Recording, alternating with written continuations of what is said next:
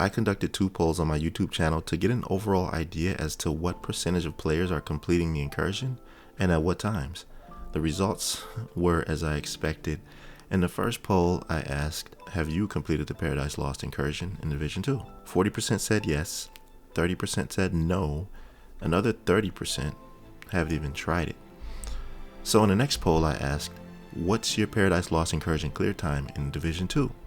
And a small 13% of the player base in my poll completed the incursion in 10 to 13 minutes.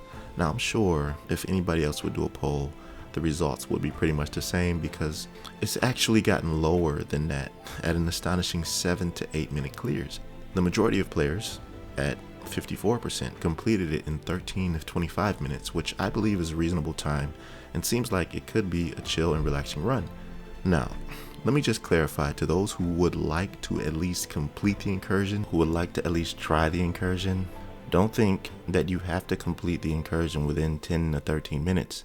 These are considered speed runs, and they shouldn't be used as a standard for completing the incursion. Those types of runs require a high level of skill with coordinated teamwork.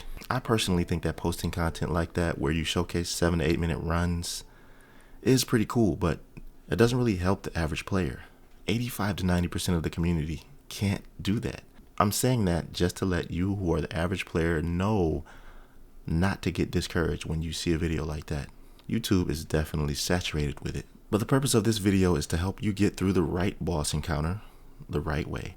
Whether you want to play DPS, skill, or hybrid, the key here is if you have enough damage to pull it off.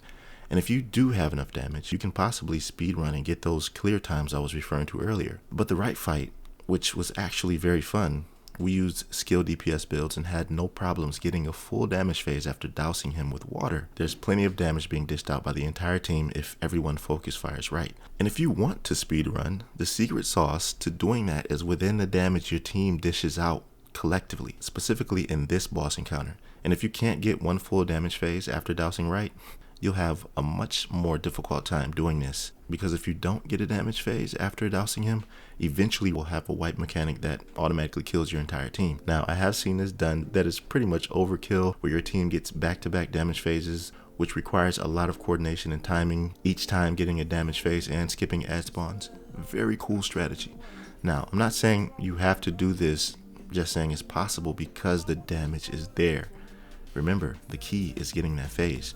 By the way, there was one guy on PlayStation who commented on my video a couple days ago saying his clan would try the incursion using this skill build strategy. If you're watching this video, let me know if you guys were able to pull it off. Anyways, I just wanted to give you some advice on how to kill right and to tell you that no matter what team build compositions you come into the incursion with, as long as you guys have the DPS to get certain thresholds of damage, then you can use whatever build compositions you desire. Just make sure that they're well thought out and make sense.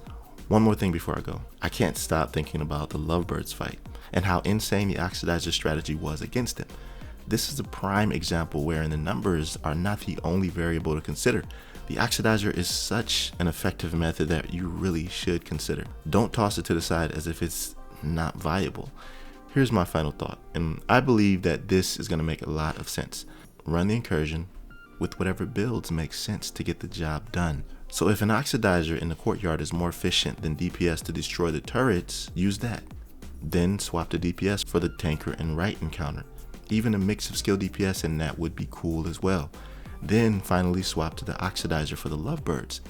This is what I think the Division 2 is all about when it comes to build diversity. So many builds are viable, and I think it would be awesome to see.